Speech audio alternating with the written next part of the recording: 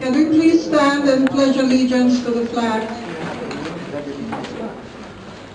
Pledge allegiance to the flag of the United States of America and to the republic for which it stands, one nation under God, indivisible, with liberty and justice for all.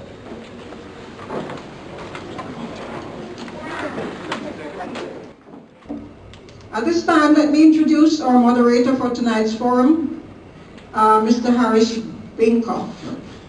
He has a long-standing public service record. He has served on boards of education and other notable community organizations, including his present role as president of the League of Women Voters. Without further ado, let us welcome Mr. Harris Binkoff.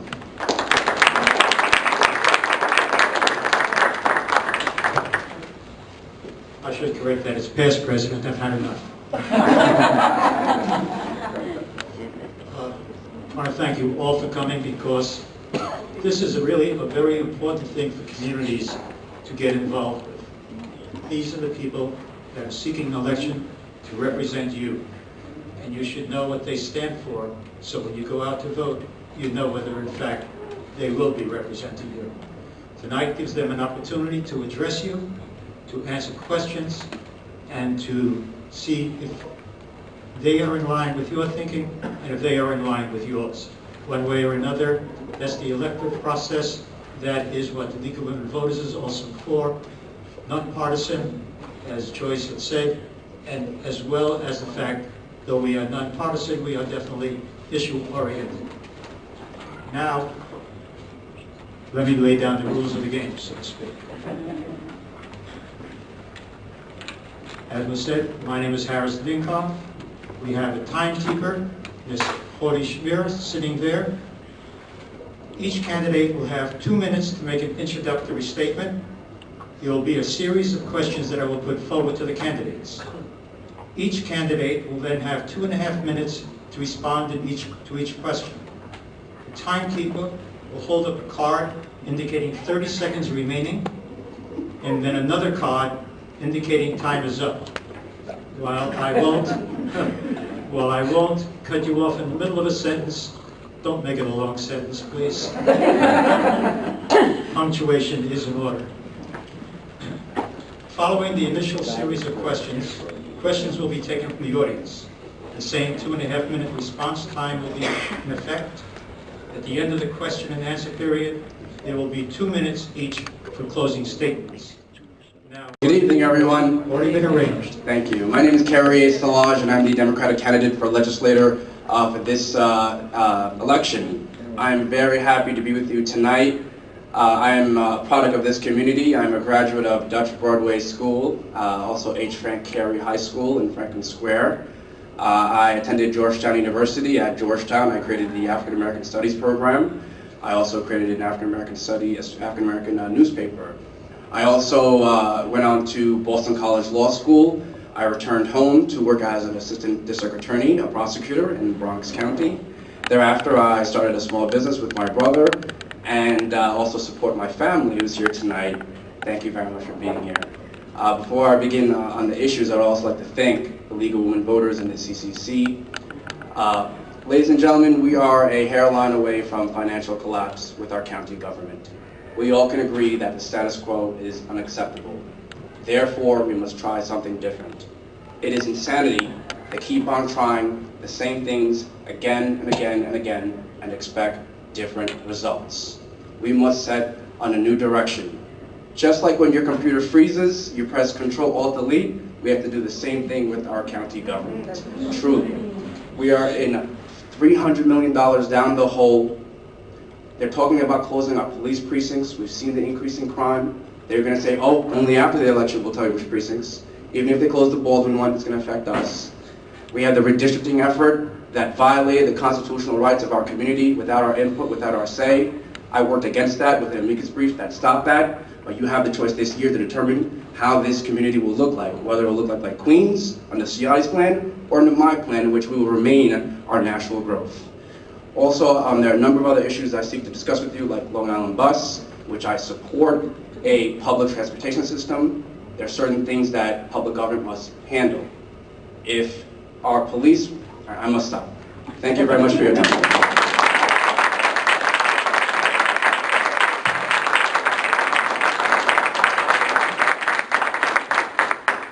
Mr. Sia. Thank you.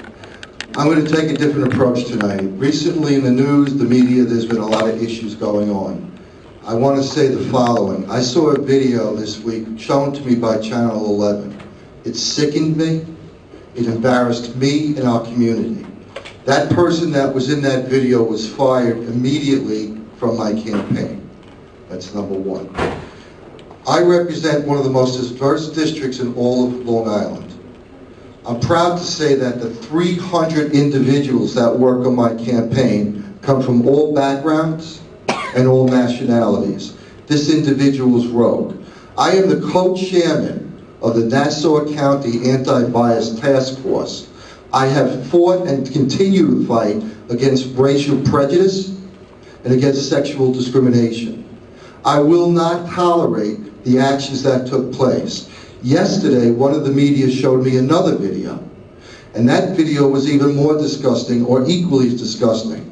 I went today to a press conference which Carrie was holding to Carrier, and I have to apologize on behalf of my campaign and the community for the despicable and deplorable acts of that individual. I was turned away. So tonight, I'll say to Carrier, very simply, I apologize on behalf of my campaign. I take your apology. Thank you. I apologize on behalf of the residents of Elmont, the 3rd Legislative District, and more specifically to Michelle, who that derogatory and disgusting and despicable... Miguel? I'm sorry. Miguel. I was told I want to apologize to her directly simply because this was not representative of anything I've ever done in the last 16 years, and I've been re-elected for one reason, that I represent all the people, all the time. That's what I have to say. Thank you. I have to add, you also owe an apology to the community because in 2009, that video showed the same behavior by that individual. You had noticed. You did nothing about that to stop that. So this could have happened. This could have happened to someone's. This could have happened to someone's daughter, someone's sister, and someone's mother. Mr. Salagas, please. I'd like to respond to I have to give you that. Very simply this. I saw that video for the first time yesterday, provided to me by one of the major networks. After seeing that video, I called, not only had I terminated that person for my campaign, but I also today, in a press release, called for him to be fired because I don't believe he should be in either private or public sector of any situation in Nassau County. Thank you. Now let's move on. The Nassau legislature attempted to redistrict the county in time for this year's election. In the view of many, the new 3rd legislative district lines that were drawn would have disenfranchised the already diverse district by removing areas of Elmont, North Valley Stream, and Floral Park, and making a new 3rd legislative district far less diverse than it is now. There is a stay on this move for this election, but still a question for the 2013 election remains. The charter calls for a nonpartisan committee to submit recommendations for the redistricting of Nassau County based on the 2010 census. What is your view of what the Nassau legislature should do about redistricting for the 2013 election? And we will start with Mr. Siak. When we reviewed the law, we saw the census and we saw the shift. And when we saw the shift, it was very simple. Number one, let's give the minorities a seat at the table. That was number one. What's not being put out there is the 3rd legislative district has always had 2 representatives, myself and Vincent Muscarella. When we were going through all of this, and my opponent was fighting it, I was working on the programs that he talks about. I was ensuring that the community received the capital funds, $3.8 million, to put our businesses on Elmont Road in better stead and had longer hours. I was ensuring that mammography vans were out there. I was ensuring that the we have a high percentage of senior citizens that Meals on Wheels was in place. I was ensuring that those programs regarding the children remained in place, and I was putting my time toward that. Regarding the redistricting, it's very simple. We need another seat at the table, and by not having it now, effectively, we have to wait 2 more years for it. I believe that that was the right thing to do at the time. It went through litigation, the Supreme Court, then the Court of Appeals said it was right, then the Appellate Division said it was right, then the Court of Appeals said it was wrong. The bottom line is, at some point, the district, because of the census change, should be redistricted. Thank you. Mr. Harris.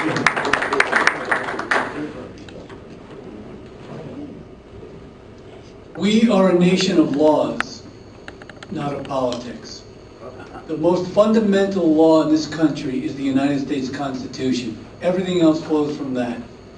The great President Lyndon Johnson passed the Voting Rights Act of 1968, 67, I'm not sure what year it was. The legislation that was passed, and I was a former counsel to the Nassau County Legislature, I am intimately familiar with the charter. Despite what you read in Newsday, despite what you hear in political debates, and despite what people want to say in the back of their palm cards, the purpose of redistricting is not to disenfranchise anyone. And when you looked at the district that was proposed, the representation complied with the Constitution and ensured a greater representation of the people of Elmont. It was an issue, it was debated in the courts, and I do believe that what must prevail is our adherence to the Constitution to ensure that everybody gets to vote and choose the legislator and elected representative of their choice. That is the purpose of redistricting. Take politics out of the picture. Let's go back to the Constitution and let's preserve the rights of the people.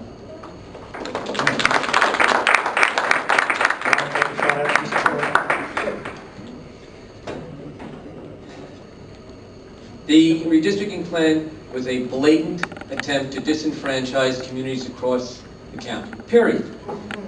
Mr. Ciampoli, the county attorney, was hired not because he was a municipal lawyer, a guy who knows what municipal law is about. In fact, the county has had to outsource his job because he doesn't know what he's doing. He was hired because he's an election lawyer.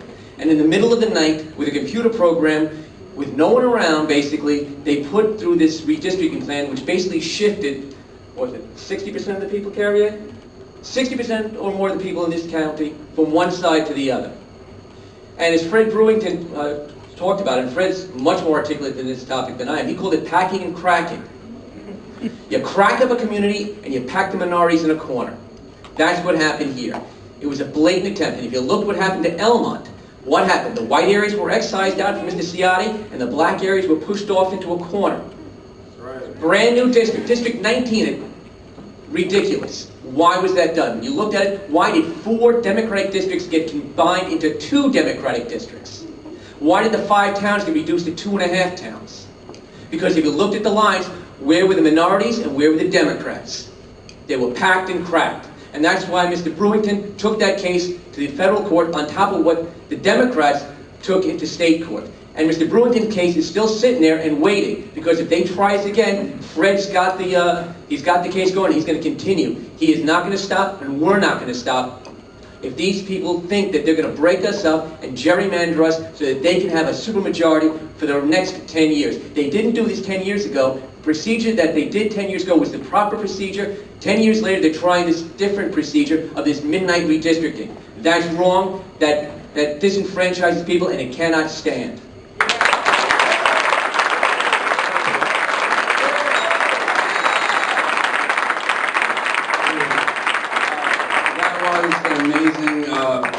Explanation of what redistricting is, and that is an accurate explanation of what happened here in Nassau County. Not only were our voting rights stepped on and violated on, spit on, but then we bore the legal fee, over $2 million, and challenged this in court. You know, if they strictly followed the law, as Mr. Ambrosino said, as officers of the court, we must follow the law. County Charter says, section 112, 113, 114, there has to be a hearing and notice. That wasn't done. That was shoved down our throat, and that was against the law. And that's why the Legal Women voters said too much haste and too much waste. and I stand with them in that argument. You know, to really explain to you what redistricting is, they took the minority population of 64%, as the census reported recently, and they cut that in half and said, you know what, now there's only 32%. And in addition, they're going to be part of a new district, including Inwood and other areas that are close to Queens, and so now our district will look like Queens. And they put us, the black voting population, up against the Jewish voting population. And as we know, and the truth is that that community votes more consistently than the African American community, so that this community would not have a representative of their choice. That was the ugly truth of what they attempted to do, and I think it is disingenuous for Mr. Ciotti to be asking you for your vote tonight, when next year, he's not going to represent you. He's going to represent Garden City, West Hempstead, and other areas. Please, don't be bamboozled, don't be fooled. I'm trying to pull this wool over your eye. I'm here for you, which is why I spent my time in court fighting for you. Thank you.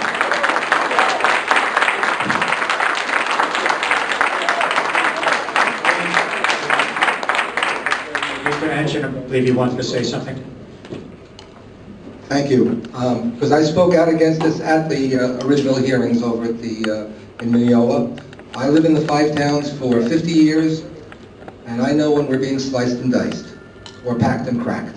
Whichever way you want to put it, they took the 5 towns where I live and broke us up into 3 different districts. They took that Jewish vote that I'm a part of and used us to help dilute the African American vote. They took two EDs in Inwood that are African American and put it into the new 19th.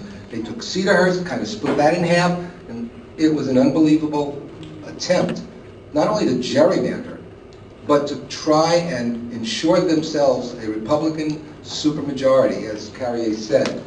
This was turned down in court for other reasons than it should have been. I'm glad it was turned down, but folks, it's the writing on the wall.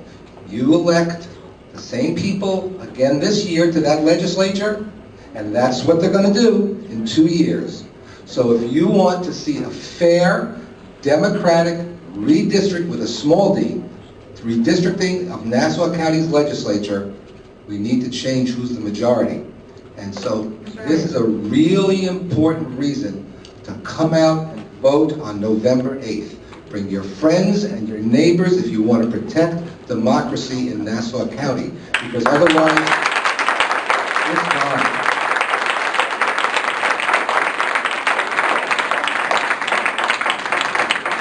I offer this without taking a position, and that is on the part of the League of Women Voters. Has been done in the past. There are other places too. The League of Women Voters has had the opportunity to have a seat on the independent panel, if there is going to be one, to be part of the discussion and perhaps the decision that takes place.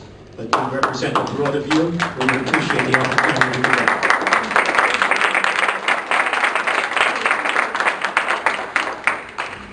Elmont is in need of redevelopment, and there is an area here along Hempstead Turnpike that is suitable for it, but the present zoning laws are in the way of allowing that to happen. At the present time, the density there is not sufficient to make it attractive for developers to involve themselves there. The new proposed projects with corrected zoning would create an area and an affordable environment for young people to settle here and encourage a thriving and growing community. Will you support higher density zoning to assist in allowing this type of mixed-use development to move forward?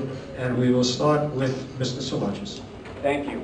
The way we're going to get ourselves out of this financial mess is that we're going to have to expand our tax base, commercial and residential properties. I agree totally with Patrick Nicolosi when it comes to this topic, but the reality is that the town is very slow when it comes to zoning issues. You know, by electing a Democrat legislator, when you come to me in my office, I'm not going to pass the buck on you. Even if it relates to an issue that I do not have the jurisdiction, the power to do something about, such as zoning, I'm going to make sure that my councilman, whoever that is, or councilwoman, is able to respond to these needs and not just pass the buck. The Courtesy Motel, all due respect to Mr. Ambrosino, it took way too long to take it down, all right? And that's what happens. The town is very slow when it comes to the issue of development. I've been working on the board of the Elmont Coalition Sustainable Development, making sure that we can redevelop our Hempstead Turnpike corridor. I'm very glad that we've been able to lobby the state, the county, the town, in addressing these needs. We need jobs. We need to put people back to work so that they can pay these high taxes, which we have to discuss here. Because people are saying to you, hey, we haven't raised your taxes, but you look at your tax bill and it's gone up. All these hidden taxes, like a sewer tax, each time you flush your toilet, you're paying a tax.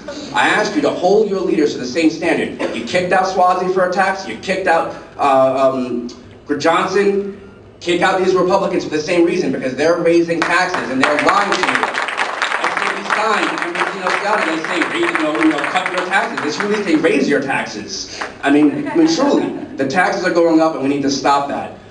So we need to address the issues of redevelopment, jobs. I want to put people back to work. There are several things that I could do as a legislator. I've already contacted Goldman Sachs to make sure that we could have a program that will give jobs here in this community. I am proactive and we have to think out of the box in order to bring ourselves out of this financial mess. Thank you.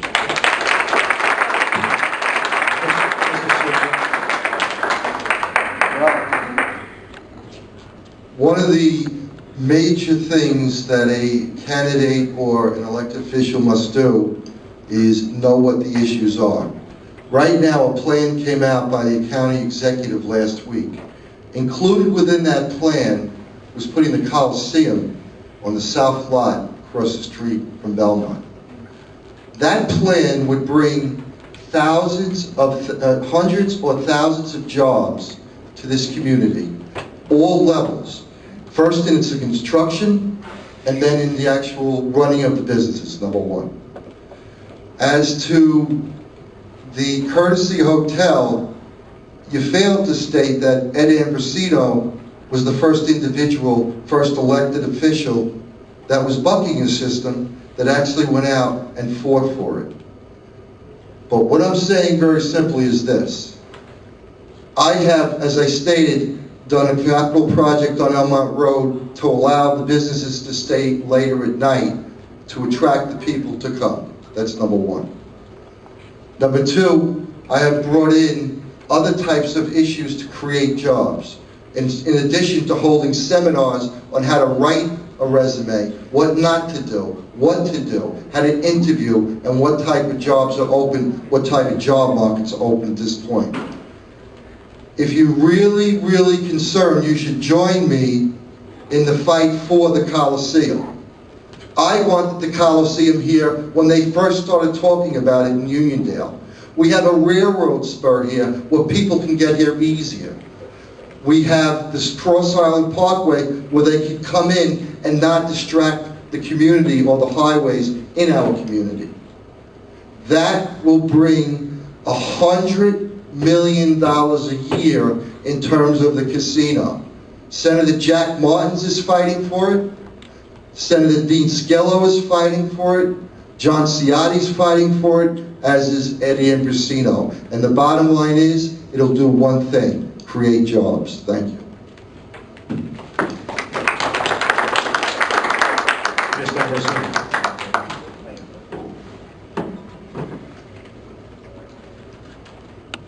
Simple solution to redevelopment is to burn the zoning code. The town of Hempstead zoning code needs to be re-engineered, rewritten, thrown away, and redone. I stand with my neighbors in Elmont, and I've worked hard. We do have a new zone, sir. I mean, we have a brand new zone on for Hempstead Turnpike that encourages higher density development. You cannot sustain this community. Having lived in Elmont all my life, Elmont was meant to be a place, it was a pedestrian community that doesn't address the needs of society. A zoning code preserves the status quo. The status quo has to be changed. We need to have higher density development. We need apartments over stores. We need to increase the development. And I want to say something very personally 1 second. Mr. Tellini, I've known you a long time. I'm sorry that your project was not approved by the Board of Zoning Appeals. It was a great project. I wrote letters supporting your project. That's an independent board, but you should have gotten your way when you try to redevelop that area of Hempstead Turnpike. I also want to say something here. Mr. Szilagyi, I respect you, but you need to understand something. Last week, we passed a budget that had a 0% tax increase. We did not raise the taxes, and we won't raise your taxes. We fight hard for you. I want to encourage development, and the best way to encourage development is to burn the zoning code, rewrite it to address the needs of our people now, here and today, and to keep the tax dollars in your pocket and not back to the government. That's how you do it. Thank you. Mr. Gordon? Well, I'm glad to see I've converted Ed. That's part of my Jobs Now program. Anyone can see online that I've got this Jobs Now platform where one of the central tenets is changing the zoning code. But the problem is, as hard as Ed wants to fight, we have a blockage. It's called Kate Murray. She killed the Coliseum. She killed the Kingston project. And while Mr. Ciotti would like to put a Coliseum here, it won't happen because Kate Murray will destroy it as well. Who refuses to ask legitimate budget, who refuses to answer quote-unquote legitimate budget questions. Felix, we did not raise taxes this year, you admitted that, and you questioned our use of $12 million in reserves. It is tough. It is tough for governments across this country. Governments across this country are collapsing and are raising taxes. I will go to my bed at night knowing that I did everything possible not to raise their taxes, not to raise your taxes. We did not raise your taxes this year. I am proud of our budget. And when legitimate questions are asked, they are answered by competent professionals, and I support the way Kate Murray handles her hearings. Thank you. Do we have anyone else want to answer that? No, not yet. No, if I may. Another question? Right, if I may. Yes. Felix's question is actually well put. The problem that we have is the town budget has gone up this year. It is eating into the reserves, but it's also borrowing money. And for example, the animal shelter, which Newsday has reported, is rife with patronage jobs. The shelter went from a $3.5 million budget when Kate Murray took over to over $7 million now. And now in addition, I believe $900,000, Felix, in the next budget. The problem that we have is the budget is increasing. They're eating into the reserves and they're borrowing money. Yeah, they're not raising taxes this year, but how are they going to make it up next year? This is an election year. Of course they're freezing taxes to borrow and spend what's in the reserves this year so that next year, when it's not an election year, the taxes will go up again. And plus there's also ways they're raising the taxes. Town fees. Every fee that you pay to the town has gone up. Whether it's a dog license, whether it's the green fees, whether it's any fee at all, town fee that they have, it is raised. Also, the special districts, sanitation, water, when they submit their budget to the town collects money from them, and the town takes a skim off of that. So when they raise their budgets, the town takes their skim, they get part of the tax increase as well. So there are tax increases, there's stealth tax increases, there are tax increases for next year. This is an election year gimmick. And the fact that Ms. Murray refuses to answer Felix's questions, and Felix does go through this stuff very carefully, shows that she knows that this is a scam.